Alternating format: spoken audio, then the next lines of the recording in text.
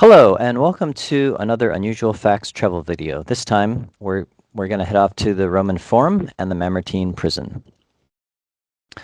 Unusual fact number 5 of the Roman Forum. It took 100 years to excavate. The Roman Forum we walk through today took over 100 years of modern excavation to uncover, because for centuries it lay buried under debris and soil, with only just a few columns visible above ground. Number 4, the Lacus Curtius was regarded in legend as a gateway to the underworld, where the soldier Marcus Curtius rode into a chasm to save Rome, giving the place its name. In number 3, the House of Vestal Virgins housed priestesses who kept Rome's sacred flame. If they broke their vow of chastity, they were buried alive in a special chamber. Number 2, the Rostra was a speaker's platform decorated with captured enemy prows, from which orators like Cicero addressed the people, and where enemy heads were displayed. Damnatio Memori. At the Arch of the Septimus Severus, the Emperor Caracalla had the name and images of his murdered brother Geta literally chiseled out after a brutal family power struggle. An example of damnatio memori, erasing someone from public memory. The Roman Forum for centuries was the heart of ancient Rome. It was the center of day-to-day life, and it was a city square where Romans gathered for commercial, political, judicial, and religious activities. It was the site of triumphal processions and elections, the venue for public speeches, criminal trials, and the nucleus of commercial and legal affairs. The Forum was the political center until the fall of the Western Roman Empire. The Roman Forum evolved over time. Judicial activity started at the Basilica Aemilia, and 130 years later, Julius Caesar built the Basilica Julia, the new Curia Julia, refocusing the judicial offices and the Senate itself. The Roman Forum developed gradually, organically, and piecemeal over centuries, starting with the Forum of Caesar and ending with the Forum of Trajan. The statues and monuments commemorated the city's leaders. It was the most celebrated meeting place in the ancient world. It is in the small valley between the Palatine and Capitoline hills. Many of the most important buildings of Rome were around the Forum. These included the ancient former royal residence, the Regia, the Temple of Vesta, the Vestal Virgins complex, the Senate where the Republican government began. The Forum was used for celebratory military processions known as triumphs. Victorious generals entered Rome by the Western Triumphal Gate, circumnavigated the Palatine Hill, and ended in the Forum. The Forum today is a sprawl of architectural ruins, fragments of archaeological history. The excavations attract 4.5 million visitors annually. The Roman imperial fora have, in recent decades, become a focus of attention for archaeologists. Next, we'll head to the Forum of Caesar. The Forum of Caesar was built by Julius Caesar in Rome in 46 BC, just northeast of the Forum Romanum. Construction began in 51 BC with parcels of land bought in 54 BC. On the eve of the Battle of Pharsalus in 48, Caesar vowed a temple to Venus Victrix. The dedication was done because she was Pompey's favorite goddess, and Caesar hoped to gain the goddess's favor before battle against Pompey. The Forum stretched from the Argilum on the southeast side of the Forum Romanum to the Atrium Libertatis. It was dedicated to Caesar and his deeds. Lavish games funded by Caesar dedicated to the Forum indicated the cost and personal interest he invested in the project. Next, the Forum of Augustus. The Forum of Augustus is an imperial fora that was built by Augustus and inaugurated in 2 BC, 40 years after it was first vowed. The Forum of Augustus was built to both house a temple honoring Mars Ultor and to provide another space for legal proceedings, as the Roman Forum was crowded. Before battles, generals set off from the Temple of Mars after attending an inaugural ceremony. Other ceremonies took place in the temple, including the assumption of the toga virilis by young men, and the Senate met at the temple when discussing war. Victorious generals dedicated their spoils from the triumphs to Mars at the altar. Arms or treasure recovered from the battle were stored in the Forum. Next, the Forum of Vespasian. The Forum of Vespasian was positioned in the southeast of the Roman Forum, between the Via Sacra and Carina, overlooking the Colosseum. The Forum of Vespasian is also known as the Temple of Peace. It was built in 71 AD under the Emperor Vespasian to honor Pax, the Roman goddess of peace. Unlike Rome's 5 other forums, the Forum of Vespasian was not paved with stone. It had dirt, grass, trees, plants, and fountains.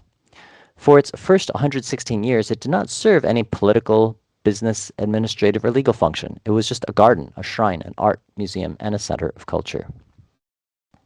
Next, the Forum of Nerva. This forum had many names: the Forum of Transitorium, the Forum of Domitian, the Forum Palladium, the Forum Caesarus, and the Forum Pervium. Today, though, it's just the Forum of Nerva. It's the smallest of forums, but it was elegant and unique. This forum was completed in 97 AD. The unique column and attic structure formed what we call today La Colonnasi. It was nestled between the Forum of Augustus and Vespasian. Doorways connected the Forum of Caesar and the Roman Forum. Thus, the Forum of Nerva was a conduit to other forums, and so that gave it one of its other names, the Forum Transitorium. The Forum of Trajan. Trajan's forum was the last of the imperial forums to be constructed in ancient Rome. This forum was built by the order of Emperor Trajan with the spoils of war from the conquest of Dacia, ending in 106 AD. The construction began on Trajan's forum in 105 and it was inaugurated in 112. Trajan's column was erected and inaugurated in 113. It was simultaneously built with the Market of Trajan and the Temple of Venus Genitrix. Caesar's forum's renovations also took place at the same time. Trajan's forum had both open and enclosed spaces. It was a vast portico-lined piazza, 300 meters or 980 feet long, and 600 feet or 185 meters wide. The main entrance was at the south end with a triumphal arch commemorating the Dacian Wars, decorated with friezes and statues of Dacian prisoners. The arch was flanked by walls of Pepertino tuff, limestone clad in marble. Next, we'll head to the Mamertine prison, and we'll start with 5 unusual facts of the Mamertine prison. And number 5, Carcer Tullianum. The name Mamertine was a later nickname. In antiquity, the site was simply called the Carcer Tullianum. A label that appears of Mamertine appears in later sources, possibly linked to a nearby Temple of Mars. Number 4, engineering tricks. Its construction shows very early Roman engineering tricks. Parts of the lower chamber were built with carefully fitted stone blocks without mortar, with a semicircular plan and the use of tufa limestone, reflecting 7th to 6th century BCE building techniques. A triumphal route. The Mamertine prison sat in an extremely symbolic spot in the forum. It was on the Capitoline slope right by the Curia and along the triumphal route. Victorious generals could parade captured kings through the forum and then lead them straight to the carcer for execution. Death row. It functioned more like death row than a normal jail. Romans rarely used long-term incarceration. Mamertine mainly held high-value political and military prisoners briefly before execution, rather than ordinary criminals serving sentences. And number 1, the oubliette. Prisoners were dropped into this underground chamber, the oubliette, and this lower cell was accessed through a small opening in the upper floor, a trapdoor or hatch, and condemned prisoners were literally lowered or dropped through this hole into the dark chamber below. The Mamertine prison's name and origin. In antiquity, it was just called the Tullianum, named possibly from Roman kings, Tullus Hostilis or Servius Tullius, or possibly from the Latin word tullius, a jet of water, in reference to the cistern. The modern name Mamertine is medieval in origin. The prison was constructed in the Comitum in the Forum from 640 to 616 BC by Ancus Marcius. It was originally created as a cistern for a spring in the floor on the second lower level. Prisoners were lowered through an opening in the lower oubliette known as the Tullianum. Imprisonment was not a sentence under Roman statutory law. Detention is mentioned in the 12 Tables and in the Digest, and included debt bondage, the wearing of chains for slaves during a sentence of hard labor at the mines or quarries. Slaves or lower status citizens sentenced to hard labor were held in prison camps. Incarceration in Tullianum was a temporary measure prior to trial or execution. Located near law courts, the Tullianum was used as a jail for short periods before execution as a site for executions. Executions were hasty, without due process of appeal. Sejanus was held in the Tullianum before his execution, and the Tullianum was not used for long-term incarceration, and the lowest dungeon was unsuited for the purpose. The level above might have been, though. Long-term incarceration was more widely practiced in later Rome, and from the 4th century under Christian rule. High-status Roman or foreign prisoners were held in custody of individual Romans at their homes. The line between war captive and legally held hostage was thin, though. Conditions of captivity varied between misery to luxury. As a prisoner of war, Perseus of Macedon was placed in a dungeon at Albus Fusens. The son of Tigranes was kept at the praetor's house, trotted out as a dinner party guest. The Tullianum rarely played a role in these detentions. Captured foreign rulers were paraded in a Roman conqueror's triumph. Sometimes the famous were executed at the Tullianum, including the Samnite Gaius Pontus, the Gaul Vercingetorix, the Sicilian pirates, and the Galatian Adiatorix. Jugurtha, king of Numidia, executed at the conclusion of Marius's triumph.